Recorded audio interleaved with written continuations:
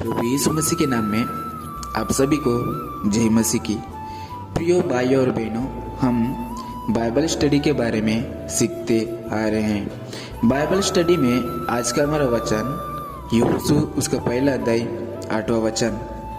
व्यवस्था की यह पुस्तक तेरे चित्त से कभी ना उतरने पाए, इसी में दिन रात ध्यान दिए रहना, इसलिए कि जो कुछ उसमें लिखा है उसके अनुसार करने की तू चौकसी करे, क्योंकि ऐसा ही करने से तेरे सब काम सफल होंगे और तू प्रभावशाली होगा। प्रियो, यहाँ पर परमेश्वर यूसु के साथ बात कर रहा, क्या कह रहा या इस वचन के ऊपर ध्यान करते हैं तो पहला, यूसु व्यवस्था की प्रचार से या उपदेश से भटकना नहीं। दूसरा, इसमें लिखा हुआ बातों के अनुसार चलने के लिए सावधान। तीसरा, इसी में रात दिन ध्यान दिए रहना। चौथा, तेरे सब काम सफल होंगे। और पांचवा, तू प्रभावशाली होगा। देखिए, ये 5 बातों को ध्यान देने से पहली जो 2 बातें हैं वो जागृति के बारे में यूसु को बता रही है। यूसु व्यवस्था की प्रचार से या उपदेश से तू भटकने नहीं, और इसमें लिखा हुआ बातों के अनुसार चलने के लिए सावधान। प्रियो, इस प्रकार परमेश्वर यूसु के साथ जागृति के बारे में बता रही है। और तीसरा बात में हम परमेश्वर की आज्ञा को देखते हैं। यूसु इसी में दिन रात ध्यान दिए रहना। प्रियो, इस प्रकार यहाँ पे हम परमेश्वर के एक नियम को, एक आज्ञा को देखते हैं। और लास्ट के 2 बातों में हम परमेश्वर की ओर से आने वाली आशीष को हमें दर्शाती है। तेरे सब काम सफल होंगे और तू प्रभावशाली होगा।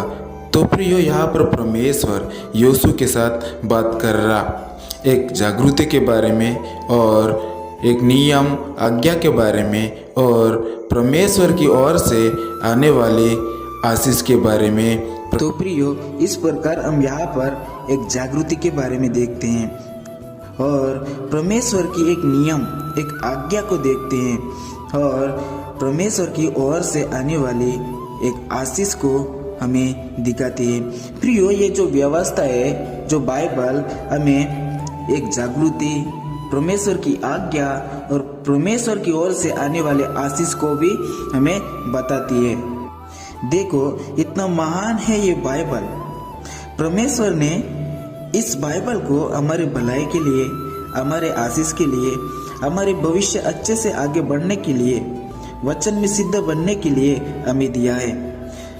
वचन में इस बाइबल के बारे में देखते हैं तो इस बाइबल को कई प्रकार से वर्णन किया गया। पहला, नए जन्म पाए हुए बच्चों के लिए दूध के समान है ये बाइबल। पहला पतरस उसका 2 अध्याय 2 वचन। दूसरा, अनुभव पाए हुए लोगों के लिए अच्छा भोजन या अन्ना के समान है ये बाइबल। इब्रानियों उसका 5वां अध्याय 12 वचन। तीसरा, कमजोर वालों को ताकत देने वाली मधु की समान है ये बाइबल। भजन संहिता उसका 19 अध्याय 10 वचन। चौथा, आत्मिक जीवन में टंडे पड़े हुए लोगों के लिए अग्नि के समान है ये बाइबल। यिर्मयाह उसका 23 अध्याय 29 वचन। पांचवा, कठिन हृदयों को तोड़ने वाली हथौड़ा के समान है ये बाइबल। यिर्मयाह उसका 23 अध्याय 29 वचन। छठवा, आदर्म को अंगीकार करने के लिए आईना के समान है ये बाइबल। याकूब उसका 1 अध्याय 23 वचन। सातवां, शैतान को हराने के लिए आत्मा का तलवार का समान है ये बाइबल। इफिसियों उसका 6वां अध्याय 17 वचन। ये जो 7 बातें हैं, ये बाइबल की महानता के बारे में हमें बताता है। उतना ही नहीं, हर इंसान को आने वाले हर एक सवाल की जवाब देता है ये बाइबल।